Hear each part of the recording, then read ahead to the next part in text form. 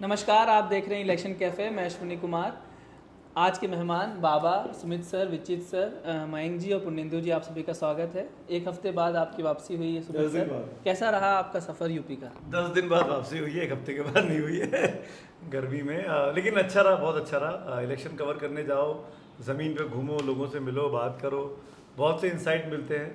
कुछ मन में जो धारणाएं होती हैं वो टूटती हैं और कुछ मन के अंदर नई कन्फ्यूजन्स पैदा होते हैं। अब देखो क्या होता है। Let's see. मैं तो ये तो नहीं पूछूंगा कौन जीत रहा है, लेकिन ये बता दीजिए। हम बता भी नहीं सकते। ना ना, आप केवल इतनी बता दीजिए कितनी धारणाएं टूटी हैं आप। बाबा, पहली चीज़, मैं यूपी में घूमा, झांसी से लेके और अमेठी में आके ख़त्म किया, रायबरेली में आके ख़त्म सर किया। इलाहाबाद का नाम ले लीजिए। हाँ, तक बोला मैंने तो, तक में इलाहाबाद था इलाहाबाद उस वाले में। हैं ना, बुरा लगता अरे ऐसे तो 11 शहर है, फिर 11 लोग टाइम बहुत निकल लेकिन जाएगा। इलाहाबाद तो इलाहाबाद है ना। नहीं, वहाँ कन्नौज भी था उसमें। एक तो आप प्रयागराज नहीं बोल रहे हैं, इलाहाबाद तो इलाहाबाद किए जा देखिए रहे हैं। बाबा तो- जो इलाहाबादी है वो इलाहाबादी बोलता है, नाम बदलने से वो अपना वो नहीं बदलते। तो दो चीज़ हुआ कि मतलब पूरे 10-11 दिनों के अंदर एक चीज़ समझ में आई कि यूपी पूरा देश नहीं है और पूरा देश यूपी नहीं है। तो दोनों चुनाव मेरे ख्याल से अलग अलग है। अगर चुनाव को समझना है लोकसभा के 543 सीटों को, तो मुझे लगता है कि चुनाव दक्षिण में लड़ा जा रहा है राधा दिन उत्तर में। ये बात तो समझ गया, लोग समझने वाले समझ गए। समझ गया। तो नहीं तो आप समझा ही दीजिएगा। तो मैंने बहुत इम्पोर्टेंट स्टेटमेंट कहा है कौन सा वाला सर? कि दक्षिण में है? चुनाव दक्षिण में लड़ा जा रहा है, इधर नहीं लड़ा जा रहा है। इसका हिंदी मतलब- बेल्ट में मतलब शांत है पूरा मामला, एक तरफा मामला है, एक इसका बोल सकते अब हैं। आप सब जो है चार सुमित जून। के मुंह में जो है अपने अब 4 जून, 4 जून। अपनी अपनी बात रख रहे हैं। चलिए। 4 जून। चलिए 4 जून। तो मयंक सर, 4 जून की बात छोड़िए, अभी पहले बात करते हैं उत्तर प्रदेश की, क्योंकि सर ने कहा कि उत्तर प्रदेश देश नहीं, देश उत्तर प्रदेश नहीं है, लेकिन उत्तर प्रदेश सबसे ज़्यादा सीटें, इसलिए सबसे ज़्यादा चर्चा में उत्तर प्रदेश रहता है। और मायावती जी का कल एक भाषण, आज ही भाषण हुआ है, उसमें उन्होंने झांसी में गई थी वहाँ भाषण देने, उन्होंने कहा है कि हम बुंदेलखंड एक अलग राज्य बनाएंगे। जो पहले के शासन में उन्होंने कहा भी था कि यूपी को 4 अलग अलग राज्यों, छोटे छोटे राज्यों में बांट देना चाहिए उसके विकास के लिए, उनकी तब अलग अलग बातें थी। लेकिन मायावती जी का जाके झांसी में भाषण देना और फिर से वही पुराना राग अलापना कि हम राज्य बनाएंगे अलग से, आपको लगता है कि ये आखिरी चरण के जब चुनाव बचे हैं, 5, 6, 7 3 फेज बचे हुए हैं और बुंदेलखंड उसमें से भी आखिरी है, आखिरी पुश एक तरीके से है कि आप अलग राज्य बना के उनको आप क्या देना चाहते? जब आप मुख्यमंत्री थे तब तो किया नहीं, 10 साल तक विपक्ष में तभी कभी मांग नहीं की, लेकिन अचानक से चुनाव के आखिरी चरण में जाके आप ये मांग करना, ये क्या मतलब है इसका? ये हमेशा इमोटिव इशू होता है, लेकिन थोड़ा सा हम लोग देख लेते हैं कि इंडिया में राज्य कैसे बने हैं। हाँ। अब 60s में पहली बार हुआ था, लैंग्वेज के आधार पर बना था, और उसके बाद 2000 में जो उत्तराखंड बना, झारखंड, छत्तीसगढ़ बना छत्तीसगढ़ और झारखंड बना। हाँ, ये तीनों स्टेट सबका 2014 में तेलंगाना बना। हाँ, अब सबका एक एक लॉजिक है। तेलंगाना का हमको लॉजिक नहीं मिला, और इसका मतलब तेलंगाना के सेपरेशन पे मैंने एक आर्टिकल लिखा था, और अभी तक मैंने जितना भी लिखा है सबसे मोस्ट वेल रीड रहा है वो। और हमको पता नहीं चला क्या कि वो उसका क्या लॉजिक था तेलंगाना बनने का।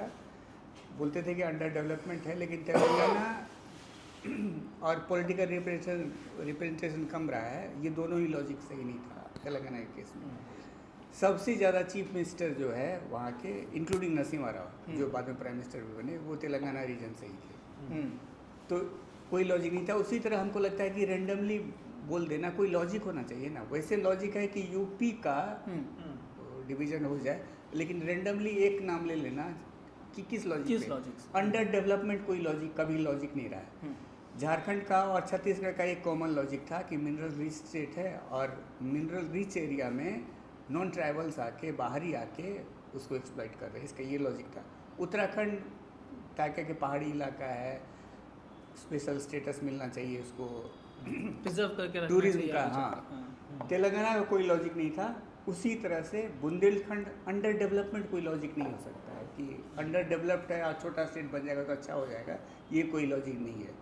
लेकिन यूपी वैसे ही अनविंडली है, 25 करोड़ पॉपुलेशन, जी 80 लोकसभा क्षेत्र, हाँ। और आप देखिए ना, देश की कहा जाता है कि चौथा 5वां मोस्ट पॉपुलस अगर देश होता वर्ल्ड तो में, वर्ल्ड का हाँ, होता सही है। बात। तो 25 करोड़ को एक एडमिनिस्ट्रेटिव यूनिट में रखना ये लॉजिकल नहीं लगता है। इसीलिए वाइडर डिबेट हो इस पर कि यूपी को कैसे डिवाइड किया जाए, किस लॉजिक से डिवाइड किया जाए। चुनाव के बीच में रैंडम इस तरह से कमेंट हमको नहीं लगता है कि मतलब देना चाहिए और इसका इम्पैक्ट भी आया गया चला गया उसी तरह का स्टेटमेंट ये भी साबित होगा मेरे हिसाब से। नहीं, कोई पॉलिटिकल मैसेजिंग नहीं नज़र आती है। ऐसे तो कोई नेता भाषण नहीं देता है जिसका कोई पॉलिटिकल माइलेज ना मिले उसे। मायावती का रिकॉर्ड रहा है कि शुरू से ही वो यूपी के डिवीज़न की बात कर रही हैं, तो ऐसा नहीं है कि अचानक उनकी तरफ से आ गया। वो पहले से वेस्टर्न यूपी को अलग, ईस्टर्न यूपी को अलग, बुंदेलखंड को अलग, सेंट्रल यूपी को अलग। एक चीज़ बस सर मुझे हिसाब से ना इसको ऐसे देखना चाहिए, 2007 से 2012 के बीच 202 या 203 विधायकों के साथ फुल मेजोरिटी थी बीएसपी की, मायावती मुख्यमंत्री रहीं। उस टेन्योर के दौरान आखिरी एक साल में 2011 के बाद आके उन्होंने बोलना शुरू किया। अगर हम इतिहास में जाके देखेंगे कि भाई उनको लगने लगा कि मुझे अगर यूपी में चुनाव दोबारा जीतना है तो मुझे कोई एक नया शगुफा देना होगा, मैं चुनाव नहीं जीत सकती। तो उन्होंने जाटलैंड, अवध प्रदेश, पूर्वांचल और पश्चिमांचल, नहीं पश्चिमांचल, जाट, अवध, बुंदेलखंड, ये 4 राज्यों की मांग की। मुझे आज भी अच्छे से याद है, लखनऊ में उस प्रेस कॉन्फ्रेंस को मैं किसी और चैनल में था, उन्होंने नक्शा दिखाया था, नक्शे पे बाकायदा डिवाइड करके दिखाया था कि इसमें 12 ज़िले होंगे, इसमें 7, मुझे याद है बुंदेलखंड में 7 जिलों ने नाम लिया था। ये जो पश्चिम का इलाका है जाटलैंड जिसको मैं बोल रहा हूँ, उसमें शायद 12 ज़िले लिए थे और सबसे अधिक पूर्वांचल में थे 32 ज़िले के आसपास, क्योंकि पॉपुलेटेड। तो उन्होंने बाकायदा स्टेट डिस्ट्रिक्ट वाइज बांट के दिखा दिया था। और उन चारों की खासियत ये थी, मुझे आज भी उस प्रेस कॉन्फ्रेंस में याद है, कि उत्तर प्रदेश कुछ नहीं था। मतलब उत्तर प्रदेश उनके बाइफर्केशन में टूट रहा था। एक जाटलैंड हो रहा था, हरित प्रदेश हो रहा था, बुंदेलखंड हो रहा था, अवध प्रदेश हो रहा था और पूर्वांचल हो रहा था। तो हिंदुस्तान के नामो निशान से उत्तर प्रदेश को मिटाने की तैयारी थी। और उसको जो मुझे याद आ रहा है, उस वक्त बीजेपी ने इनकैश करने की कोशिश की कि उत्तर प्रदेश को खत्म करना चाहती है, ये कहते हुए उस कैंपेन में। लेकिन मेरे हिसाब से शायद बीजेपी भी छोटे हमेशा कर रही है और यूपी के इस प्रपोजल के भी विरोध में नहीं है। पर अब तक कुछ बोली नहीं है। कांग्रेस और समाजवादी पार्टी इसके विरोध में है, पर अब तक बीजेपी ने बोला नहीं। एक चीज़ जो मयंक जी कह रहे हैं कि इसका पॉलिटिकली क्या माइलेज और कुछ, लेकिन जब जिले बनते हैं, जब कोई नेता बोलता है कि हमारी सरकार बना देगी, हम आपके लिए जिले बनाएंगे, तो लोग जिला बनने के नाम पे वोट दे देते हैं। हमने देखा है कि राजस्थान के चुनाव होने वाला था, अगले अशोक गहलोत ने कई जिले नए बना दिए। मध्य प्रदेश में चुनाव होता है, नए जिले बना देते हैं। तो जब नए जिले बना के वोट मिल जाता है तो नया राज्य बना के वोट नहीं मिलेगा। लेकिन नया राज बनाने के लिए तो आपको पहले एक तो इसमें नियम ये है, कानून ये कहता है कि सेंटर किसी भी चाहे तो अगली सुबह यदि सेंटर ने डिसाइड कर लिया तो कोई भी राज का नाम और निशान मिट जाएगा। उसमें कोई वो नहीं है कि विधानसभा से प्रस्ताव पारित करके भेजिए, ये सब कुछ नहीं है। सेंटर को वो अधिकार है किसी भी राज्य को 4 टुकड़ों में बांट दे। जहाँ तक यूपी की बात है तो आपको एक बात मानना होगा कि UP as a state govern करना मुश्किल है एडमिनिस्ट्रेटिवली। आप लखनऊ से बैठ कर के गवर्न नहीं कर सकते, मेरठ को भी और उधर गोरखपुर को भी। वो एक समस्या है, उसको लेकर के अलग अलग सुझाव दिए गए, जिस पर कि आप उसको राजनीतिक रूप से भी चश्मे से भी देख सकते हैं और आप उसको एक एडमिनिस्ट्रेटिव वे में भी देख सकते हैं। जो बात अभी सुमित कर रहे थे, मुझे याद है पूर्वांचल के 23 जिले, बुंदेलखंड को 17 जिले, उत्तर प्रदेश एक नाम था वो उसको 20 जिले, इस ढंग से बाइफर्केट किया गया था। मयंक जी ने कहा कि डेवलपमेंट कोई इशू नहीं हो सकता, लेकिन ये बात भी है कि जो बुंदेलखंड का इलाका है, चाहे उत्तर प्रदेश का हो या चाहे मध्य प्रदेश का हो, अभी भी देश का सबसे पिछड़ा हुआ इलाका है, पानी की भयानक कमी है। क्या ऐसा सोचा जा सकता है कि मध्य प्रदेश जो इतना, वो भी एक वॉल्यूमिनस स्टेट, हालांकि छत्तीसगढ़ काट दिया गया, तो क्या उसके बुंदेलखंड के ज़िले लेकर के और उत्तर प्रदेश के ज़िले लेकर के एक नया स्टेट बनाया जा सकता नहीं? एक तो ये पहलू है। दूसरा पहलू हमने देखा, प्रॉस एंड कॉन्स दोनों भी देखा। अब छोटे राज्य जो है वो बड़े ही वल्नरेबल होते हैं पॉलिटिकली, छोटी सी असेंबली होती है। अब आप देखिए, गोवा की असेंबली 40 विधानसभा की, उसको म्यूनसिपलिटी होनी चाहिए, लेकिन उसको आपने स्टेट का दर्जा दिया, 40 है, वहाँ पे म्यूनसिपलिटी से लेकर के विधायकी और सांसद है, और उस 40 सीट की विधानसभा क्या होगी? वहाँ पे एक एक वोट परचेज किया जाता है। यदि आप गोवा का चुनाव कभी कवर करें, मैंने किया एक चुनाव, वहाँ पे परचेज करते हैं वोट, क्योंकि छोटी कंस्टिट्यूंसी, और कहा जाता है चुनाव जितने छोटे लेवल पे चला जाता है ना, उतना ज़्यादा भीषण उसमें वो दिक्कत हो जाती है। जैसे कि प्रेस क्लब के चुनाव आप लड़ेंगे ना, तो हर वोटर को फ़ोन नहीं करेंगे तो दिक्कत हो जाएगा आपको। ये नहीं है कि एक भाषण देकर चले गए रामलीला मैदान में, तो वो समस्या है, समझ गए? तो ये दिक्कत है, इसके प्रॉस बाबा प्रेस क्लब में वाइस प्रेसिडेंट है। नहीं, वो कहते भी ना, 2-3 साल से कहते भी कि प्रधानी का चुनाव बहुत मुश्किल है और सांसदी का चुनाव उसके सिंपल है थोड़ा सा। लेकिन इसके साथ ही यदि आप ऐसे बनाएंगे, तो मैंने नोट किया है आप तो इतना लेट बताते हो सब्जेक्ट की, कहाँ से लाओगे? बोडोलैंड, गोरखालैंड, गोंडवाना लैंड, बुंदेलखंड, हरित प्रदेश, जंगल महान जो बांकुड़ा, बीरभूम, झारग्राम, मिदनापुर को बोलते हैं, ब्रज प्रदेश, भील प्रदेश है, गुजरात, महाराष्ट्र, एमपी, राजस्थान में जो बांसवाड़ा का इलाका है, ये सब कसोल उड़ीसा में बना दीजिए, कच्छ अलग कर दीजिए, मणिपुर में कुकी लैंड कर दीजिए, खत्म नहीं हुआ है अभी, समझे। महाकौशल, मालवा, मराठवाड़ा, विदर्भ, मरु प्रदेश, मिथिलांचल आ जाइए, बिहार में मिथिलांचल का आंदोलन भी चला हुआ है, पूर्वांचल आ जाइए, सौराष्ट्र का था वो अलग कर दीजिए, कितना कीजिएगा, मतलब टुकड़े टुकड़े। हमको यही लगा कि बाबा मेरे इलाके को ना छोड़ दें मिथिलांचल। मिथिलांचल मैं कैसे दूसरा छोड़ूं? इलाका जहाँ मेरे बड़े भाई रहते हैं वहाँ भी विदर्भ का भी डिमांड हो रहा है। तो हम भी मिथिलांचल का ही पार्ट है, मतलब बेगूसराय, खगड़िया थोड़ा सा अलग होता जाता है, लेकिन हम भी जो मैथिली डिफरेंट टाइप की बोलते हैं, हम वैसे हम लोग बोलते हैं जो वो कर्ण प्रदेश का अंगिका बोलते हैं, लेकिन मिलती जुलती बात। तो आप कितने टुकड़े करेंगे वो कोई सरकार क्या डिसाइड कर सकती है, मुझे नहीं लगता, लेकिन एडमिनिस्ट्रेटिवली आप चाहें तो उसको एक अलग राज्य बना सकते हैं। ठीक है, अब बाबा ये तो हो गई शासन कैसे किया जाएगा। शासन से जरूरी कि चुनाव जीते तो सही पहले, तब से शासन करेंगे। विजित सर, शासन करने के लिए चाहिए चुनाव जीतना, और चुनाव जीतने के लिए मायावती के पास आज की स्थिति में 10 सांसद थे, उसमें से सब छटक गए, पता नहीं उनके पास एक भी हैं या एक भी नहीं है। अब एक हैं जो चाहे जौनपुर वाले चुनाव लड़ रहे हैं, वही एक बच्चे हैं, और बाकी सब जौनपुर वाले तो अब सपा से लड़ रहे हैं। नहीं बसपा से बसपा में दोबारा दिया था। श्याम सिंह, हाँ, तो वही वापस आ गए, वही वापस। तो और कोई है नहीं। जबकि वो न्याय यात्रा में दिखे थे, सबसे पहले छटकने वाले वही थे, मुझे मिले थे संसद में पिछली बार अभिषेचन में। तो वो सांसद बचे हैं, अब सांसद है नहीं, पार्टी का एकमात्र विधायक है, नेतृत्व विहीन पार्टी है, कैडर कह सकते हैं नेतृत्व विहीन। एक मायने में कि सिर्फ एक ही नेता, वो भी कभी कभी निकलता, बाकी कोई नहीं निकलता। बोल रहे हैं मायावती जी के लिए। आकाश आनंद का, इसका नहीं। मतलब आकाश आनंद का था कि आपने उनको लॉन्च किया, विड्रॉ किया, इसलिए कह रहे हैं। वो तो वापस चले गए ना, अब नेता नहीं बने, तो अब पार्टी जीतेगी कैसे? बनाओगे अलग प्रदेश तो बाद में बनेगा ना, जब चुनाव जीतोगे आप। चुनाव कैसे जीतेंगे? दो चीज़ें हैं। इससे पहले कि बुंदेलखंड के बारे में क्यों बोला होगा, इसकी हम लोग इसका विश्लेषण करें। उससे पहले कि मायावती इस चुनाव में लगभग खामोश थी शुरुआत में, स्लीपिंग मोड में। पहली बार वो चर्चा में कब आई, जब उन्होंने वैसे उम्मीदवार खड़े करने शुरू किए जिसके बारे में माना जाता था कि इधर या उधर वो किसी की मदद या किसी के लिए घातक तो नहीं हो रही हैं। हाँ। फिर सवाल तब उठा जब उन्होंने अपने भतीजे को यहाँ से हटा दिया, उत्तराधिकारी के पोस्ट से हटा दिया। उत्तराधिकारी के पोस्ट से हटा दिया।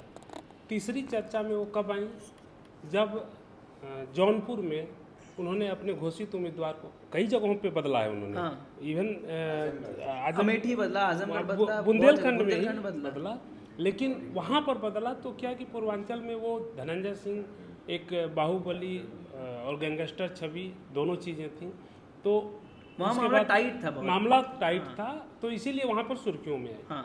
ये चौथा मतलब है कि वक्त है जिस समय कि वो चौथा मौका है जब मायावती सुर्खियों में है इस बात को लेकर के कि बुंदेलखंड का उन्होंने नाम लिया कि इसको अलग राज्य बनाना चाहिए। वो बुंदेलखंड में गई थी प्रचार करने। तो मायावती जब चुनाव लड़ रही हैं तो सन्नाटे से अगर गुजर जाएं तो उससे क्या फायदा?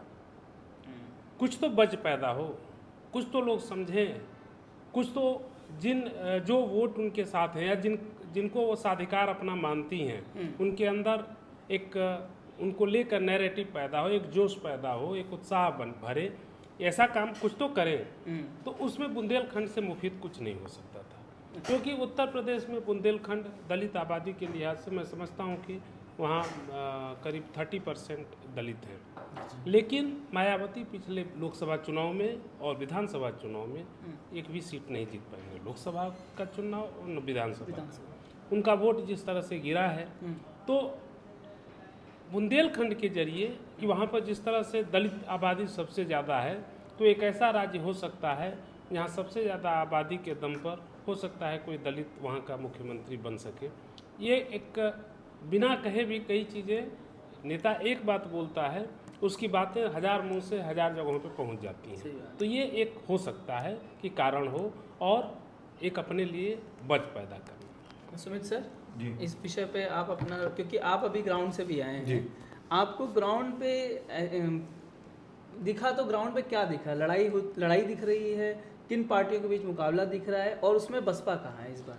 देखिए, मैं बुंदेलखंड पे ही सेंट्रिक करूँगा कि क्यों अलग राज्य की मांग हुई। मैं झांसी में था अपने दौरे की शुरुआत में।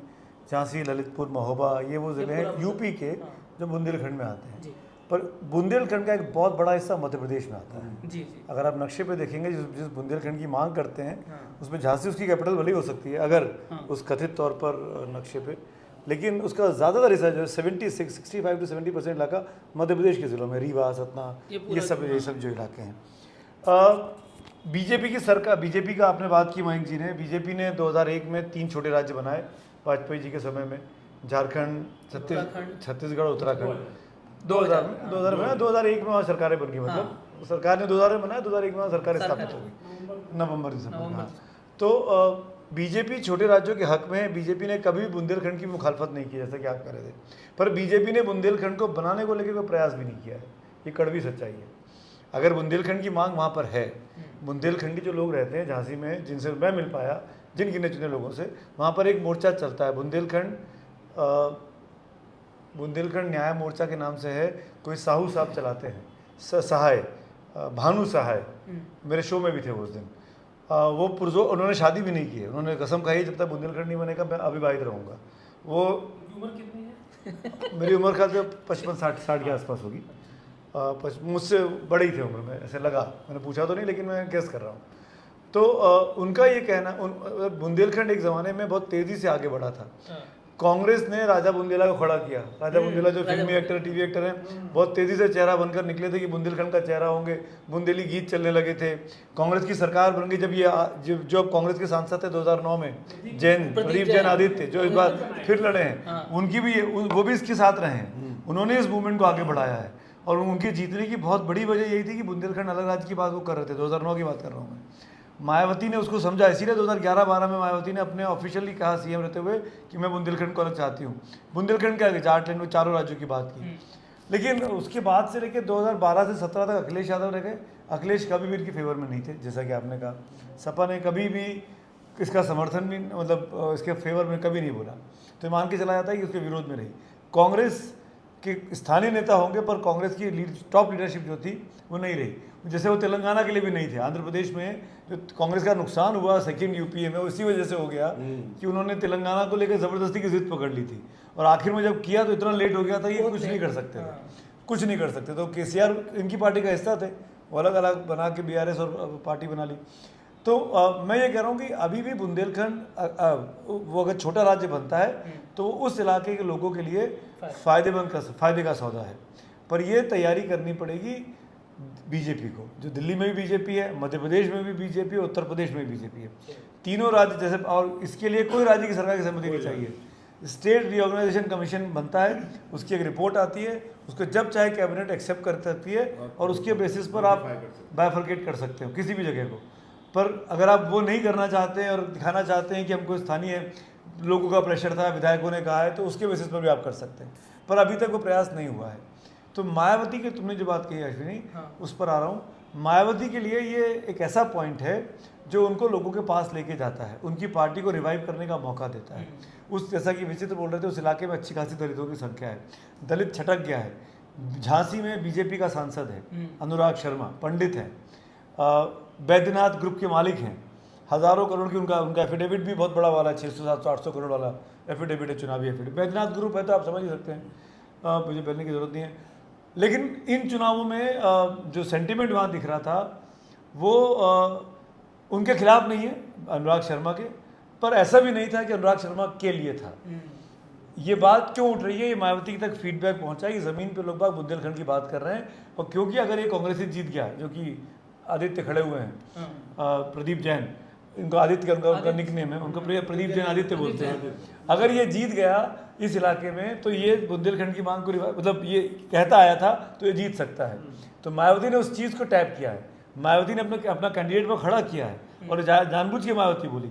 मायावती जब फर्स्ट फेज का इलेक्शन था तो मुझे अच्छे से याद है, अप्रैल के महीने में उन्होंने रैली की थी मुजफ्फरनगर में। तो उन्होंने हरित प्रदेश की बात की थी, जाटलैंड की बात की थी इसी चुनावी रैली में। 14 या 15 या 16 अप्रैल की बात है। और अब उन्होंने यहाँ की बात की, तो वो जो उनका पुराना फॉर्मूला है 2011-12 वाला, उसी को रिवाइव कर रहे हो। ये पूरी की पूरी लड़ाई अपने वोट बैंक को वापस पाने की है, जो वो बीजेपी की तरफ छटक कर चला गया है। और ये दिखा रही है कि मैं तो आज भी आपकी बात कर रही हूँ और बीजेपी आपकी बात नहीं कर रही है। तो बीजेपी के लिए ये चुनौती बनकर आने वाला है। जो हम कहते हैं ना मायावती बीजेपी की बी टीम के तौर पे काम कर रही है, पर कुछ चीजें मायावती बीच में ऐसी कर देती हैं जो समझ में नहीं आता कि बीजेपी की बी टीम है कि वो कांग्रेस की बी टीम है। भगवान ने कहा ये बात तो सही बोला आप। कुछ जगह ऐसा कैंडिडेचर का भी अनाउंसमेंट हुआ है जिससे किसी को समझ में नहीं आ रहा है कि इधर है या उधर है। पुण्येंदु जी क्या है, क्योंकि सपा बसपा से आप जानते हैं कि दलित पॉलिटिक्स के लिए बहुत इंपॉर्टेंट है बसपा, और बसपा का बना रहना चुनाव में बहुत जरूरी भी है, क्योंकि दलित आइडेंटिटी को बचाया है उन्होंने ही है, और उसको उसी वजह से उनका नाम भी ज़्यादा है। तो क्या बुंदेलखंड बनने से वो बच जाएंगी पार्टी, वहाँ से कुछ उम्मीद है उसको? देखिए विचित सर ने जो एक बात कही वो असली बात वही है कि बुंदेलखंड यूपी में दलित आबादी जो है वो 21% है। वो सबसे ज़्यादा अगर है कहीं तो वो बुंदेलखंड में है। इसीलिए आप पाएंगे कि बुंदेलखंड के, ठीक है बसपा हारती है लेकिन बुंदेलखंड में उसको अच्छे वोट आते हैं बीएसपी को। और पिछली बार जो बीएसपी और एसपी कॉम्बिनेशन था तो इन्होंने अच्छी फाइट दी थी उन इलाकों में। हार गए थे, नहीं जीत पाए थे, लेकिन फाइट बहुत अच्छी दी थी, बढ़िया फाइट हुई थी। आप मार्जिन पाएंगे उसमें कम था। बुंदेलखंड में एक तो दलित आबादी बहुत ज़्यादा है, दूसरी पश्चिमी वेस्ट यूपी वाली जो सीट्स है वहाँ भी दलित आबादी बहुत ज़्यादा है। बल्कि वेस्ट यूपी की तमाम सीटों पर सपा के लिए कोई स्पेस नहीं है, क्योंकि समाजवादी पार्टी का जो कॉम्बो है उनका मुस्लिम यादव जो कॉम्बो है वो पश्चिम की तमाम सीटों पर उस तरह से वो सिर्फ मुसलमानों के भरोसे वहाँ रहते हैं। और एक ज़माने में जब मुस्लिम वोट सपा बसपा में लगभग इक्वली डिस्ट्रीब्यूट होता था तो सपा के लिए बहुत उर्वर ज़मीन थी नहीं, बल्कि उस समय वहाँ पर बीएसपी के तमाम मुस्लिम प्रत्याशी चुनाव जीतते थे पश्चिमी यूपी में। लेकिन हाँ पश्चिमी यूपी में। लेकिन फिलहाल 2022 से जो ट्रेंड दिख रहा है कि मुस्लिम मतदाताओं का झुकाव सपा की तरफ बहुत तेजी से लौटा है। 2022 के विधानसभा चुनाव में मुस्लिम मतदाताओं ने सपा का साथ दिया। सही बात। बीएसपी ने कोशिश की है कि 20 टिकट उन्होंने मुस्लिम दिए हैं, लेकिन मुझे लगता है कि ये बहुत आसान नहीं है टिकट देने के बावजूद भी मुस्लिम वोट ले पाना, क्योंकि अभी जो इलेक्शंस हो रहे हैं वो बहुत लोकल कैंडिडेट के बजाय, खासकर मुस्लिम कम्युनिटी की बात मैं कर रहा हूँ, बाकी कई जगह लोकल कैंडिडेट बहुत महत्व रख रहा है, लेकिन मुस्लिम कम्युनिटी दूसरे तरीके से वोट करती है, तो वो लार्जर पर्सपेक्टिव में वोट करेंगे, वो सिर्फ कैंडिडेट की कास्ट को देख करके वोट नहीं करेंगे। तो बीएसपी उसमें कितना डेंट करेगी ये कहना मुश्किल है, वरना समाजवादी पार्टी इतना बड़ा रिस्क नहीं लेती। उसने बहुत ज़्यादा मुस्लिम टिकट दिए, मुझे लगता है शायद 4 उसने मुस्लिम प्रत्याशी उतारे हैं, ज़्यादा टिकट दिए नहीं, पिछली बार से कम है। तो एक ये फैक्टर है। अब दूसरी बात आते हैं कि सवाल है कि क्या राज्य की बात कर देना कि बुंदेलखंड हम नया दे देंगे, हम पश्चिम नया बना देंगे, पूर्वांचल नया कर देंगे, नया राज्य, छोटे राज्य बना देंगे। सवाल है कि क्या उसकी डिमांड है वहाँ पर? सही बात। क्या बुंदेलखंड में उस लेवल का बड़ा आंदोलन हो रहा है? क्या पूर्वांचल में लोग निकल के कह रहे हैं कि हमको नया राज्य चाहिए? क्या पश्चिम में उसको लेकर के कुछ रेल रोको, रास्ता रोको, कुछ हो रहा है? जो कि आपको छत्तीसगढ़ में, झारखंड में, तेलंगाना में, उत्तराखंड में तो गोली चल गई थी। समाजवादी पार्टी जो कि हमेशा खिलाफ रही है छोटे राज्यों के, और वहाँ गोली चली थी। और मुझे याद पड़ रहा है शायद हरिद्वार, कहाँ पे, उत्तराखंड आंदोलन को लेकर के ना गोली, तो इस पे लोकेशन का मुझे याद नहीं आ रहा है, लेकिन वो चली थी, वो लोग मरे थे उसको लेकर। आज भी वो लोग उसको शहीदी दिवस के तौर पे मनाते हैं। अच्छा। तो उसमें अगर आप थोड़ा बहुत कहेंगे, जैसा कि सुमित सर बता रहे थे, थोड़ा बहुत जो डिमांड है वो भी बहुत एग्रेसिव लेवल पे नहीं है, वो बुंदेलखंड से ही है। मैं इसको ऐसे आप ही की बात बता रहा हूँ, जमीन पे जाके देखते हैं ना पुणे में होता क्या है कि बीएसपी और कांग्रेस यूपी में खत्म हो गए हैं संगठन के स्तर पे। यही 2 पार्टियां अलग राज्यों की बात करती है, या बुंदेलखंड की स्पेसिफिकली बात करूं तो कांग्रेस का भी स्थानीय लीडरशिप, दिल्ली का लीडरशिप नहीं है, और वहाँ पर मायावती। जब दोनों पार्टियां खत्म हो गई, जो दोनों भाई, कोई भी आंदोलन के लिए पैसा चाहिए होता है, दिमाग चाहिए होता है, लोग चाहिए होते हैं। अगर लोगों को बिठाना कहीं पर 1 महीने के लिए धरने पर, तो आप खिलाओगे पिलाओगे कहाँ से, पैसा कहाँ से लगाएगा, कौन उसके पीछे आके खड़ा होगा? क्यों किसान आंदोलन 1 साल चलता रहा? हम इस सब डिबेट में जान नहीं रहा हूँ, लेकिन हम समझ सकते हैं कि क्यों होता है। तो जब 2 बड़े पार्टियां वहाँ से सिकुड़ गए, नहीं बचे, या उनको बीजेपी की तरफ चले गए, बीजेपी की तरफ टिल्ट हो गए, चाहे जैसे भी हुए हों, इसीलिए उस आंदोलन को वहाँ खड़ा कर पाना, या ज़मीन पे जो आप कह रहे हैं ना, प्रोटेस्ट नहीं हो रहे हैं, ज़मीन पे दिखते नहीं है, इसलिए नहीं दिखते। अब वो केवल क्या है, थिंक टैंक बन के रह गए। वो किताबों में आर्टिकल लिख रहे हैं, मैगजीन में आर्टिकल आ रहे हैं, उन्होंने अपने यूट्यूब चैनल खोले हुए छोटे छोटे, वहाँ पर वो काम कर रहे हैं। जो काम आप 1 रुपये में करते थे वो काम आप 10 पैसे में कर रहे हैं। उन्होंने अपनी आवाज़, उनकी, आप हो सकता है कि आपको दिखाई ना देती हो, पर आवाज़ बंद नहीं हुई है। नहीं सर, आपकी बात सही है, लेकिन जब तक लार्जर मतलब पब्लिक का उसमें पार्टिसिपेशन नहीं दिखेगा, जब तक आप जन आंदोलन नहीं खड़ा होगा, कोई भी उसको छोटा राज्य, उसी का हम बोल रहे हैं कि पहले ही बोले कि लॉजिक क्या है, अंडर डेवलपमेंट लॉजिक नहीं हो सकता है। जैसे देखिए हम लोग में बंटवारा होता है ना, घर में बंटवारा होता है, तो एक बहुत बड़ा कंसिडरेशन होता है कि अपने आप चला पाएगा कि नहीं चला पाएगा।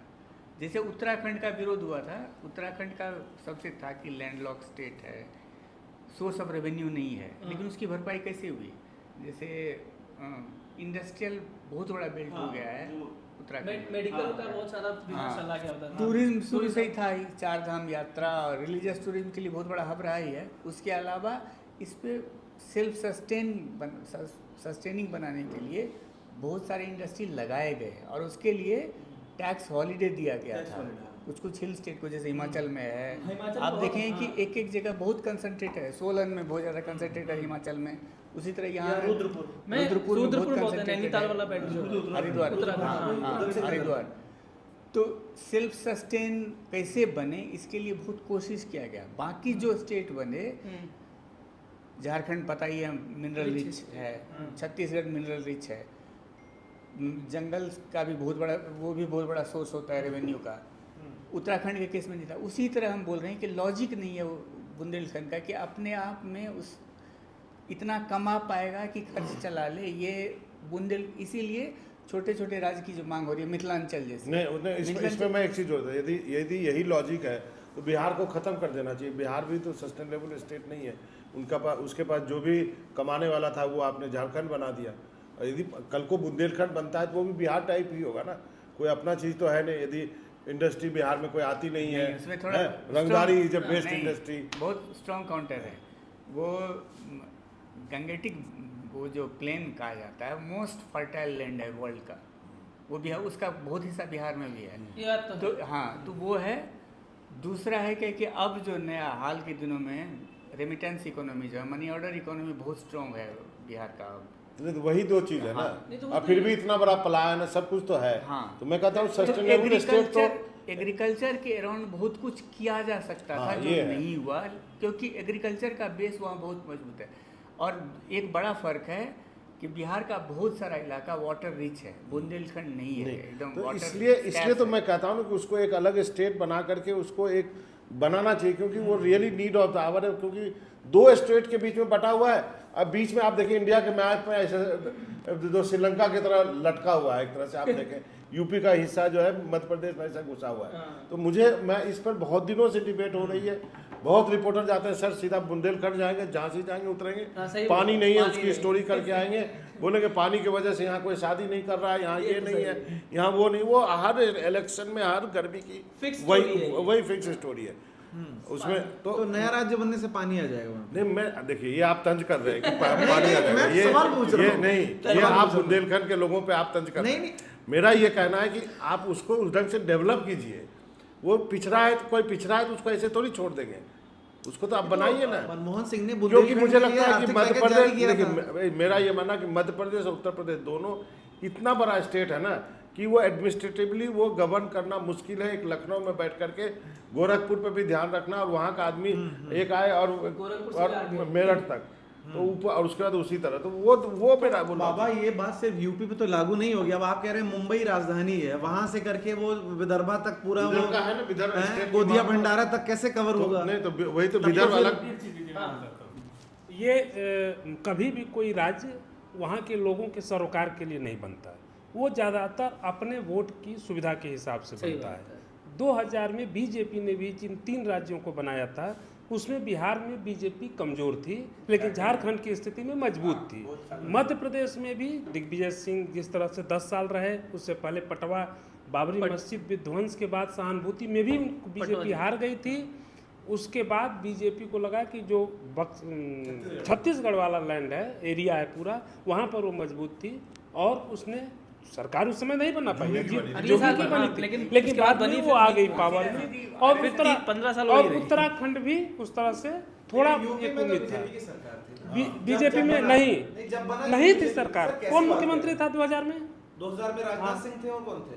राजनाथ सिंह राजनाथ सिंह थे। मुख्यमंत्री थे। 96 से 2002 तक उनकी सरकार चली। नहीं सर, राजनाथ कल्याण सिंह, उसके बाद रामप्रकाश गुप्ता, फिर राजनाथ हाँ सिंह, 3 मुख्यमंत्री सही, थे आप उस सही टाइम है, पर। बिल्कुल हाँ। भी उनकी सरकार थी, लेकिन उत्तराखंड की भी मांग थी, और मांग उत्तराखंड की भी लंबे समय तक थी।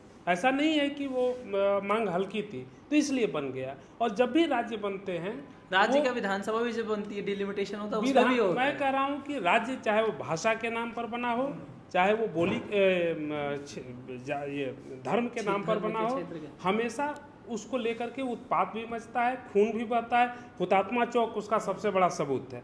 तो ये चीज़ें अपनी अपनी सुविधा के हिसाब से की जाती हैं ज़्यादातर, और सरोकार उसमें जोर दिया जाता है जनता के सामने दिखाने के लिए, ज़्यादातर ये होता है। कुछ लोग होते हैं महान आत्माएं जो कर देते हों अच्छा काम। ठीक है, एक आखिरी बस टिप्पणी करते हुए समाप्त करते हैं इसको। चर्चा का एक दूसरा पर्सपेक्टिव आवा यूपी का ही है। मैं चाह रहा था थोड़ा बात करने की, यूपी में राजा भैया का हमने सुना है कि उन्होंने सूत्रों के हवाले से खबर आई, कल उन्होंने हालांकि एक वीडियो दूसरा जारी किया था, लेकिन आज एक दूसरी खबर आई है कि 3 सीटों पर उन्होंने सपा का गठबंधन का सपा का समर्थन करने का ऐलान किया। वो सीटें हैं कौशाम्बी, प्रतापगढ़ और एक सीट और है जो कौशाम्बी, प्रतापगढ़ और एक सीट और है। 3 सीटों पर उन्होंने कहा है कि हम सपा का समर्थन करेंगे। 2 बाहुबली नेताओं की चर्चा इसमें हुई थी, एक धनंजय सिंह और एक राजा भैया। धनंजय सिंह पहले उनकी वाइफ को बीएसपी से टिकट काटा या इन्होंने वापस किया, उसमें अभी भी लड़ाई चल ही रही है। उन्होंने कहा कि काट दिया, उन्होंने कहा कि वापस कर दिया। फाइनल उन्होंने बस बीजेपी को समर्थन कर दिया। दूसरी चर्चा इनकी थी कि भाई ये ठाकुर हैं, बीजेपी उनको मना लेगी और अपना कौशाम्बी जहाँ इनका प्रभाव ज़्यादा है वहाँ पे ये सपा के कांग्रेस बीजेपी को समर्थन दे देंगे, शायद वो जीत जाएगी। आप लोग छोटी छोटी टिप्पणी बस कर दीजिए, क्या राजा भैया साथ नहीं आए उससे 2-3 सीटों पे जो प्रभाव पड़ने वाला था पड़ेगा? पहले पुण्येंदु जी आप कह रहे थे कि प्रतापगढ़ नहीं पड़ेगा, लेकिन 1-2 सीटों पर पड़ सकता है। नहीं, देखिए राजा भैया का क्या है कि जो कौशाम्बी वाली सीट है वो सुरक्षित सीट है। फिलहाल तो वहाँ बीजेपी के सांसद है, लेकिन एक मज़ेदार बात यह है कि अभी जो 5 जो विधानसभा की सीटें हैं उसमें जो कौशाम्बी जिले की 3 सीटें हैं उसमें समाजवादी पार्टी के विधायक हैं। ठीक है, एक उसमें पल्लवी पटेल भी हैं जो सपा, लेकिन सपा के सिंबल पे हैं, तो टेक्निकली वो सपा की विधायक हैं। दूसरी जो 2 विधानसभा वो प्रतापगढ़ जिले में आती हैं, वो है कुंडा और बाबागंज सीट। बाबागंज सुरक्षित सीट है, तो कुंडा में राजा भैया खुद हैं और बाबागंज में उन्हीं की पार्टी का एक विधायक है। इसीलिए जो समाजवादी पार्टी के जो पहले सांसद हुआ करते थे शैलेंद्र कुमार, वो बाद में जब राजा भैया ने अपनी पार्टी बनाई, चूंकि राजा भैया वाले जो 2 सीटें हैं उसमें राजा भैया का बहुत दबदबा है, तो शैलेंद्र कुमार उनकी पार्टी में शिफ्ट हो गए।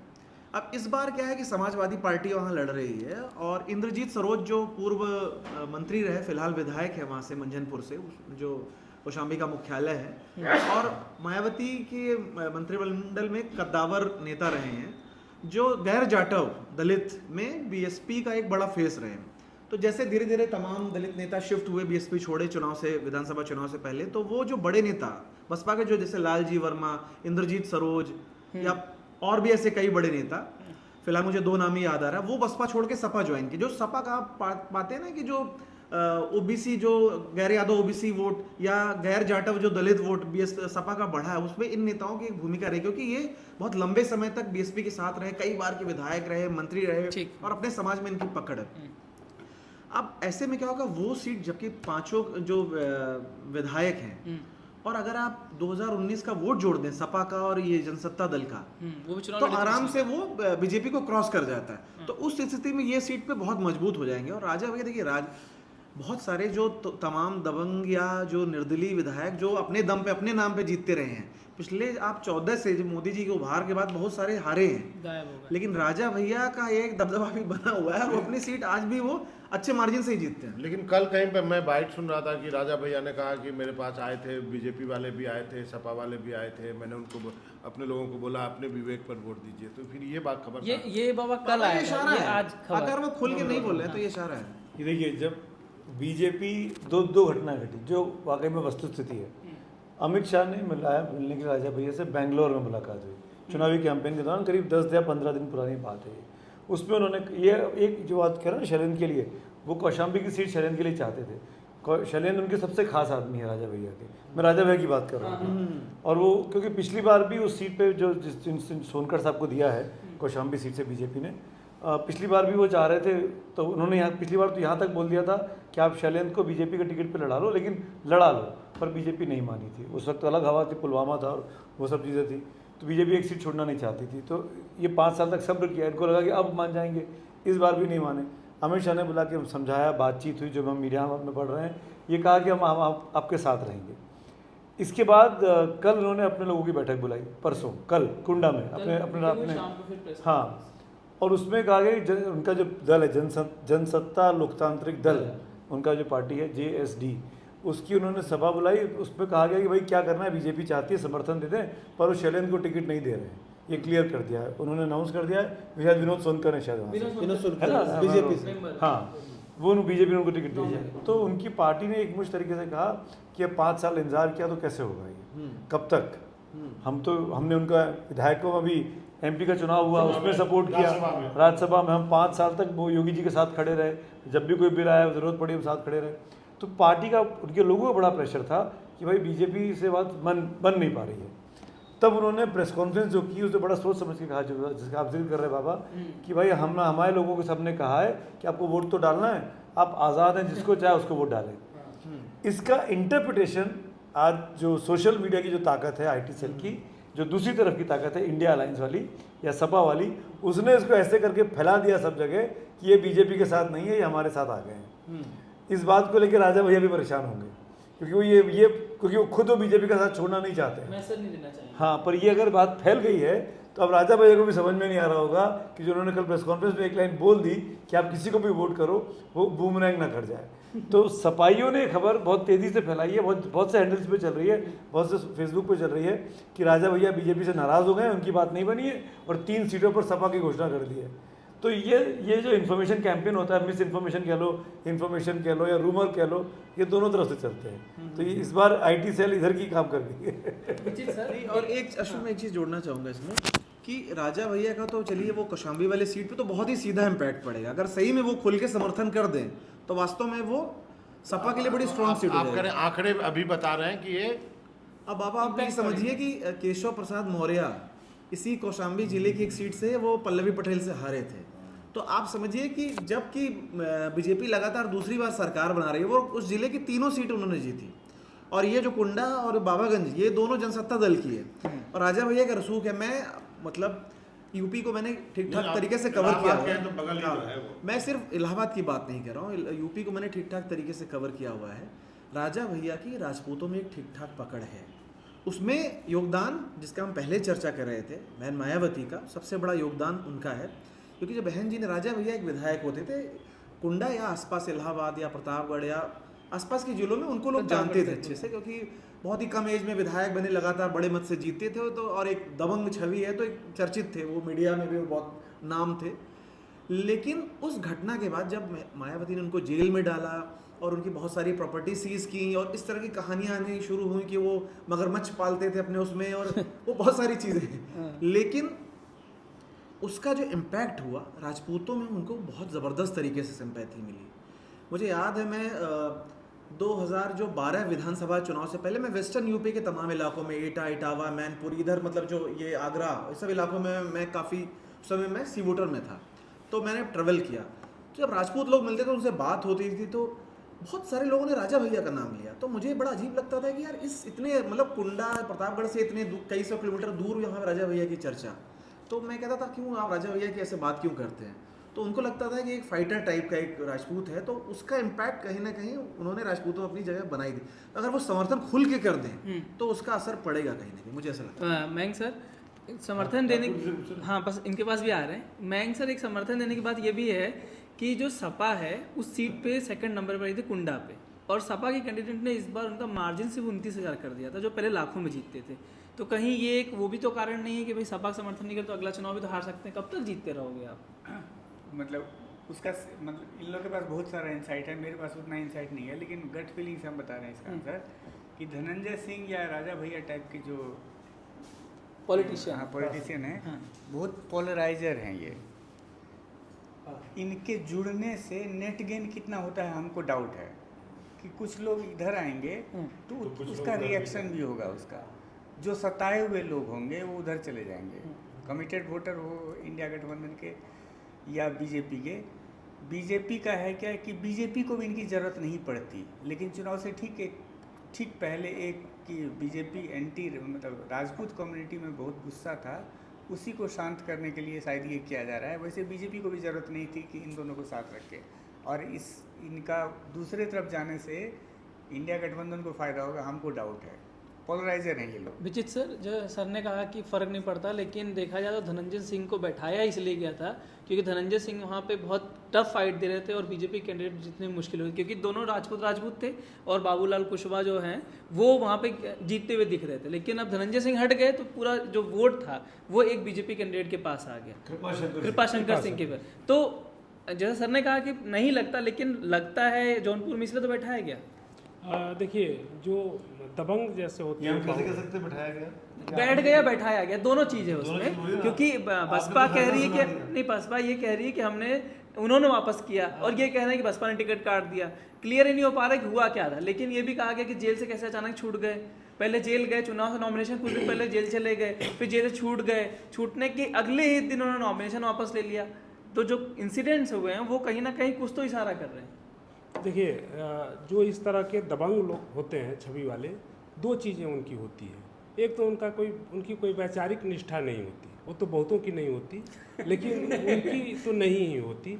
और दूसरी चीज़ ये होती है कि वो सिर्फ अपनी जाति, उनका जो है मूलधन होता है, लेकिन उस मूलधन से कमाया हुआ ब्याज दूसरी जातियों में निवेश होता है, जिससे कि दूसरी तमाम जातियां उनकी मदद के लिए या उनके साथ जुड़ती हैं, जिनको लगता है कि ये हमारे लिए काम आता है। चाहे वो राजा भैया हों, चाहे धनंजय सिंह हों, चाहे अफजाल अंसारी या मुख्तार अंसारी हों, आप जाए कहीं भी चले जाइए। बिहार में शहाबुद्दीन का परिवार सुनने में आया कि बहुत अच्छी लड़ाई उनकी पत्नी लड़ रही हैं। तो इसलिए कि वो सिर्फ मुसलमान के बल पर नहीं, ये ठाकुर के बल पर नहीं, ये इस बल पर कि इनके साथ साथ वो दूसरों को भी जोड़ते हैं। ये तो एक बात हुई। दूसरी बात अगर हम इनकी करें, राजा भैया की, तो राजा भैया का मुलायम सिंह यादव के साथ तो बहुत अच्छे संबंध थे। मुलायम सिंह ने कभी संबंधों में कड़वाहट लाया भी नहीं, जबकि ये कभी इधर कभी उधर करते भी रहे। लेकिन आपको याद होगा 2022 विधानसभा चुनाव से पहले अखिलेश से जब इनसे पूछा गया तो अखिलेश ने यही जवाब दिया, कौन राजा भैया, मैं नहीं जानता कौन है। लेकिन राजनीति इसी का नाम है कि तो अब क्या हुआ है कि ये बीजेपी के साथ इनकी बात नहीं बनी होगी, या हो सकता है कि बीजेपी के अंदर ही किसी ने सह दी हो कि आप उधर चले जाइए। ये भी होता है, कई बार लोग आपस में भीतरघात करते हैं, तो ये इधर जा सकते हैं। तीसरी बात ये होगी कि इनको कहीं लगा हो कि अगर हम सिर्फ एनालिसिस करें, हम नहीं जानते हैं कि अंदर का, कि अगर हमारे राजपूत और गैर राजपूत अगर या दलित जो बगल वाली सुरक्षित सीट से इनकी पार्टी का है, तो जाहिर है दलितों पर भी कुछ वोट पर ये होगा, असर होगा। कहीं ऐसा न हो कि हमने अगर दबाव बनाया कि नहीं हम लोगों को बीजेपी के साथ रहना है और वो बिदक जाएं, तो जो हमारी बंद मुट्ठी लाख की है खुल के खाक की न हो जाए। तो ये राजनेता सिर्फ ये नेता सिर्फ यही नहीं देखता है कि आज हमें क्या मिलता है, वो अपनी पूंजी को बचा के रखना चाहता है और फुटकर से ज़्यादा काम चलाना चाहता है। और ख़ासकर इस तरह के नेता जो कि अपने क्षेत्र में एक छत्रप या स्थानीय के तरह सामंत की तरह चलना चाहते हैं। राजपूतों के नेता हैं जब बुलंद बोल रहे थे। नहीं, मुझे लगता है कि इस तरह से एक जाति का नेता कोई एक व्यक्ति ऐसा होता नहीं है। अगर ऐसा होता तब तो राजपूतों का सबसे बड़ा नेता योगी आदित्यनाथ या राजनाथ सिंह जैसे आदमी नहीं, योगी आदित्यनाथ इसलिए नहीं क्योंकि वो तो योगी हैं। योगी आदित्यनाथ, देखिए योगी आदित्यनाथ, ये बात सही है कि संत योगी हैं, लेकिन ये बात उसमें निसंदेह है कि आज की तारीख में अगर राजपूतों का सबसे बड़ा नेता यूपी में कोई है तो वो योगी आदित्यनाथ ही हैं। वो राजनाथ सिंह और सब राजा भैया उसमें बहुत नीचे आ चुके हैं। अच्छा, दूसरी बात ये है जो आपने भितरघात और उसकी बात की है, तो वो एक एंगल मुझे बड़ा अच्छा याद आ गया, क्योंकि केशव प्रसाद मौर्य का ये जो होम सीट है वो है कौशाम्बी, और अपनी सीट वो खुद हार गए। अगर इस बार वो लोकसभा सीट भी, चूंकि उनका गृह जिला है वो कौशाम्बी, वो खुद वहीं से विधायक चुने जाते रहे हैं, तो अगर वो फिर वो बीजेपी हारती है तो वो भी उसका एक इम्पैक्ट होगा, वो भी एक सच्चाई है। दूसरी जो इस तरह की खबरें हैं कि वो योगी को उसको लेकर के जो आम आदमी पार्टी ने भी, केजरीवाल ने भी मुद्दा उठाया है, वो भी यूपी में भी उसकी चर्चा होती है। ये बात सही है। एक सच्चाई ये भी है जो पॉलिटिकल गॉसिप है उसमें एक बड़ी चर्चा है कि क्या योगी को मोदी शाह की जोड़ी साइडलाइन करना चाहती है क्या? तो इसका मतलब ये हुआ है कि जैसे क्या होता है कि एक होते हैं देवता, बड़े बड़े देवता जो मंदिर में शिव जी होते हैं चाहे कुछ होते हैं, तो योगी आदित्यनाथ तो उस तरह राजपूतों के बड़े देवता हो गए। एक डी बाबा होते हैं, हाँ, हमारे एक यहाँ छड़ंग डी बाबा बाबा होते है। हैं, छोटे मोटे। तो ये धनंजय सिंह और ये राजा भैया राजा भैया ये सब छोटे डी बाबा टाइप के हैं। अपने अपने इलाके में अगल बगल के जो 2-4 घर होते हैं जाके दिया बाती कर देते हैं। तो ये हो सकता है। चलिए आज की चर्चा यहीं खत्म करते हैं, कल मिलते हैं किसी और विषय के साथ, तब तक के लिए बहुत बहुत धन्यवाद।